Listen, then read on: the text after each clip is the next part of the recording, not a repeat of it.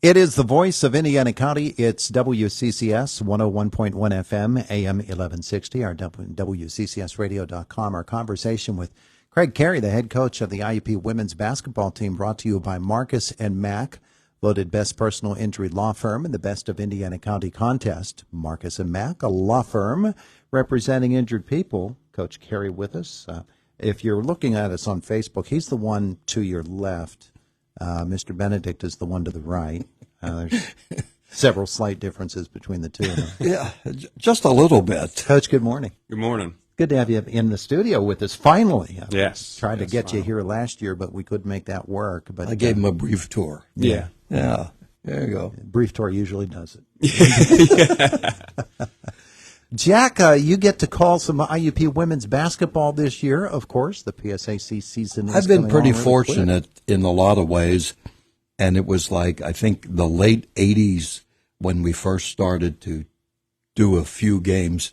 Ruth Podbilski, the pioneer of sports here on the women's side, Hall of Famer and everything, said, "You're doing all these men's games. We got to get women's basketball on the air." Mm-hmm. And so we did little by little, and of course it's mushroomed to, we have the 22 doubleheaders and any playoffs or whatever. I wore one of the rings from the women, there you go. So Coach Carey, second year for you, and you and I had talked before, and you came at a late date last year, and so, wow, that must have been a whirlwind trying to get everything organized. Yes, and on top of that, that was my first season as a head coach. So it was just kind of, everything you don't want and want at one time. But, I thought we did the best we could with what we had at the time. It was a very different system for the players as well. So it was just kind of a fastball at everyone, just trying to get on the same page. We were lucky enough to bring in some players at the mid-year.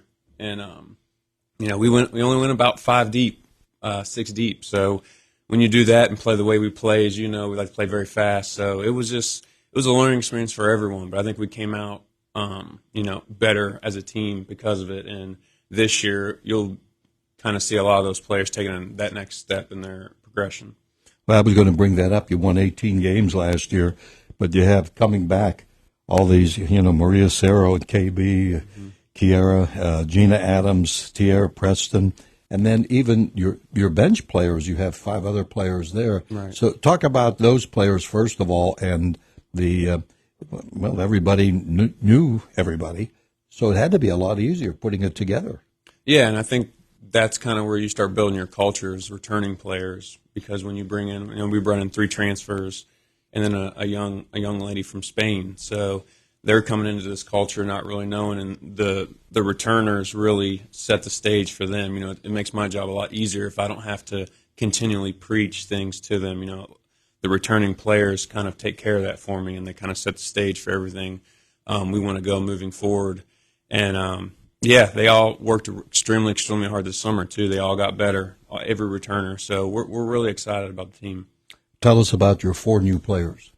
Yeah, so I guess the first one would be Grace Centrula, who was at Mercyhurst, started last year, was their leading scorer. She comes in this year. Expecting big things from her. She's kind of stepping into that Elena Cardona role this year. That was the only starter we lost from last year, so she's going to have a big role for us this year. And then Nyshay Weaver, transfer from AB. AB just closed. Right, yeah. In our scrimmage, she had 20 and 8. She's a big-time athlete, real physical, more of a traditional back-to-the-basket player. We didn't really have that last year. It was more finesse. But she's a strong girl, real athletic, real physical. So, again, excited for her. She has 3 years left, so she's only going to be a sophomore. So she's going to have a really, really bright future. The third one, D1 transfer from SEMO, Southeast Missouri, Romina Henderson. Just big-time athlete. When you see her run, she never gets tired. She never gets winded. Big-time athlete. Averaged about 10 a game there. Started some at a D1. So for her to come here was a really big step in her career. She wants to, get some things on film, go overseas. So expecting a very big year from her.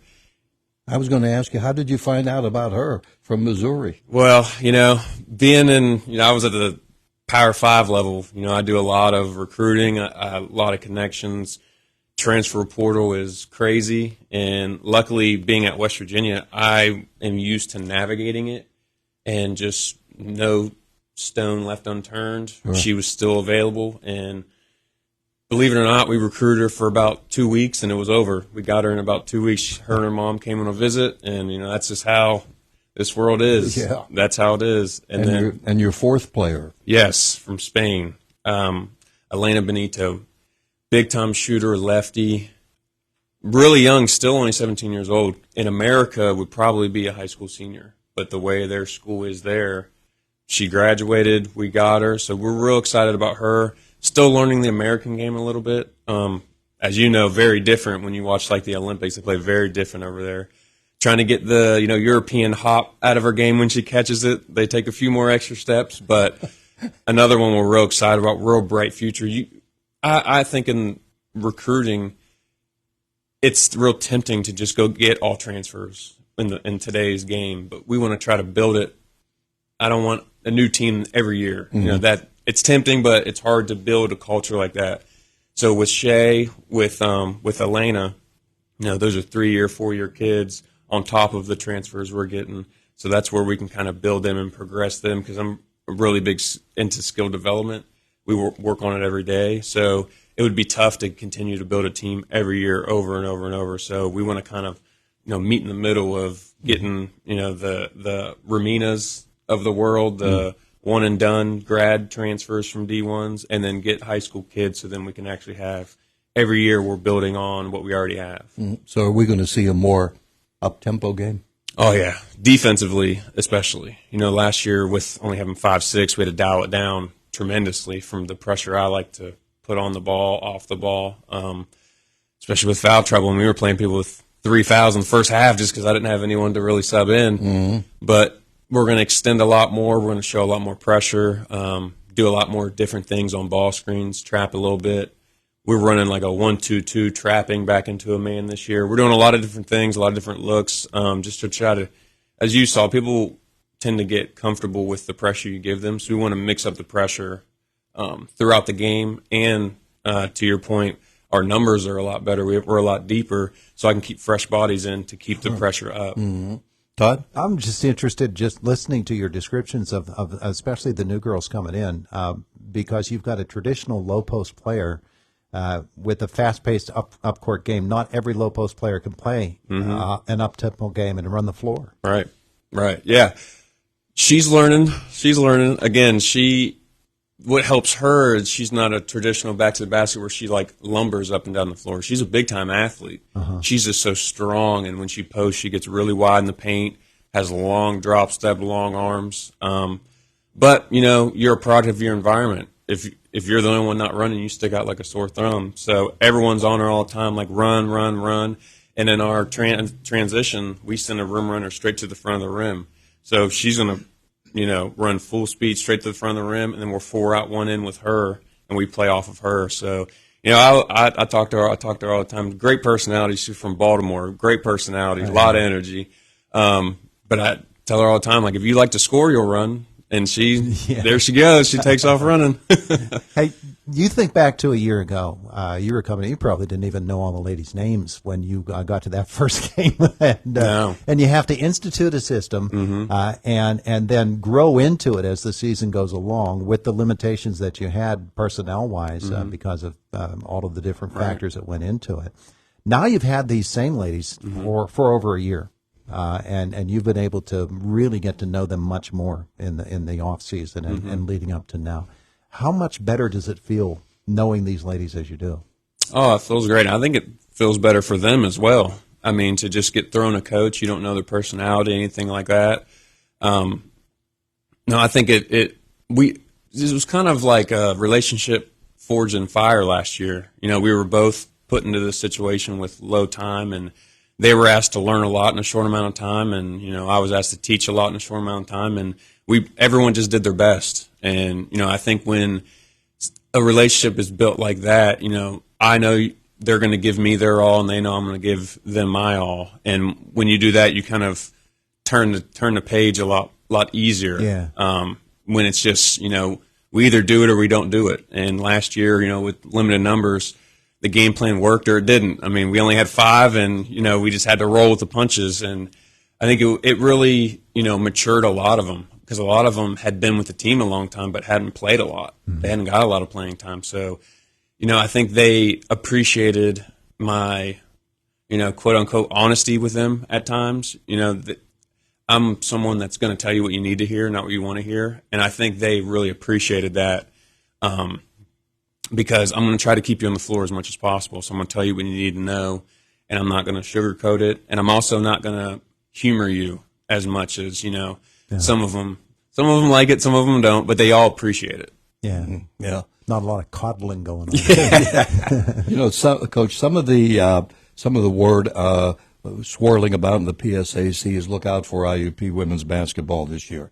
You were picked number 3 behind the California Gannett, and you told me before, you said, that's good we're picked number 3. Mm-hmm. You prefer to be in that spot starting the season, right? Yeah, I wish they would pick us last. I like being doubted, because I know we're going to give everyone our best. I want everyone at their best, and we'll see who comes out the end. Yeah. You start with Penn State New Kensington, noon tip-off Friday. Yes. And then you have Salem coming in for the second game. That's on Monday? Monday. Following Monday. Yes. Well, we've got a lot of basketball. We've got a triple header of basketball to KCAC Friday. Yeah. It's a place to be. It really is. And to start it out with the women at home, and watching the style of play that you described, it's going to be a lot of fun for folks. And I know you'd love to get those fans fired up very early in the season. Absolutely. Get them rolling early and keep them there. I've seen where you get a lot of support from the parents and family and friends of these players. Yes. And that's just great, especially when you have a facility like the KCAC to come see games. Oh, yeah. I mean, just to circle back to recruiting, when you bring kids and families in to see the KCAC, I mean, it sells itself. Yeah. So, to have that type of venue, to bring parents, friends, fans, I mean, there's nothing like it. I would say probably in Division II, majority of Division I's. So just the atmosphere is, electric. When you pack the house like that, I mean, it's just such a home court advantage for the team. Especially when the conference games get going. Mm-hmm. Yeah, it's going to be a lot of fun. And of course, the program history is so rich as well. And recruits know that. Oh, yeah. They look at the PSAC, they see the caliber of basketball. Mm-hmm. They look at Cal, and they know what Cal's all about. And so they know with IUP right up there competing with them for all these years, it's a tremendous rivalry. Oh, yeah. And I think it's going to develop even more now because we play kind of similar styles now. Now we play really fast, like they play fast. And we were in slugfest last year with them because it's two similar styles, both very physical. We're going to put a lot more athletes on the floor this year, which they're all athletic and switch 1 through 4, 1 through 5. We're going to do a lot of the same. So it's just going to be, another drag out, punch out match. Oh, why not? Yeah, I do not like blowouts. I don't like because it's hard to keep their attention, and now everyone just wants to go 1-on-1. Let me just try to steal it. I love close games, battles. So I look forward to playing those kind of games. Yeah. I love watching the women's game, and especially, and I think the men are going to come around and do this. Is the fact is you're playing quarters. Quarters, yeah. And the game, it's the same number of minutes, but it just seems to flow better. And I have nothing against the men's game. Believe me, I love it. But interesting, that's for sure. Yeah, with quarters, you get more late situations. And I think that draws excitement. You get more last-second plays. You get more timeouts where say you're going into halftime and there's one shot clock left. You're more likely to get a timeout and a play out of a timeout. Whereas, with the 20 minutes, it tends to just kind of drag and drag and drag. I love the quarters. That's why the pros do it. There's more excitement towards the end of each 10 minutes. Don't get me wrong, Coach Lombardi. I still love men's basketball, too. Shout out, Coach. You'll get a bunch of both of it this year at the KCAC. Okay, well, we'll be ready to go. Todd's going to be over there. I'll be there Friday, and Todd will be there Saturday. Coach, thanks so much. Yeah, appreciate you. It is the voice of Indiana County. It's WCCS 101.1 FM, AM 1160, WCCSradio.com.